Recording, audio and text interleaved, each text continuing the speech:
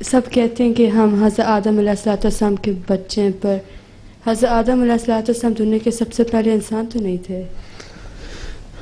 حضرت آدم علیہ السلام دنیا کے انسان نہیں تھے، لیکن ہم جو یہ نسل چل رہی ہے وہ اللہ تعالیٰ جو دین کی مذہب کی جو تاریخ ہے نا، ہسٹری جو ہے، اس میں جو ہمیں نون ہسٹری ابھی تک کی ہے، اس میں وہ ہماری جو تاریخ ہے اس آدم کی جو جس نسل سے ہم چل رہے ہیں نا، اس کی جو نون ہسٹری ہے نا، اس میں وہ سب سے پہلے نبی تھے ہیں، اور انہیں سے پھر آگے چلی نسل۔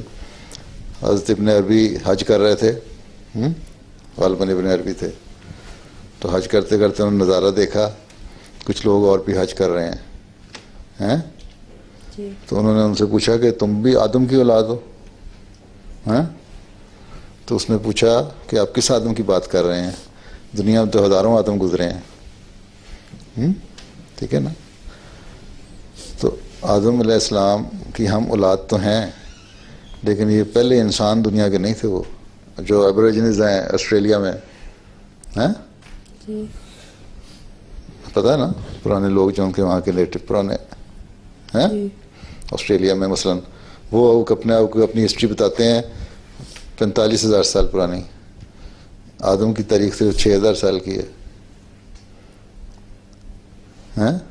وہ اور طرح کی ان کے نقوش بھی اور طرح، رہن سہن اور طرح، لیکن اب مکس ہو گئے اسی آدم کے۔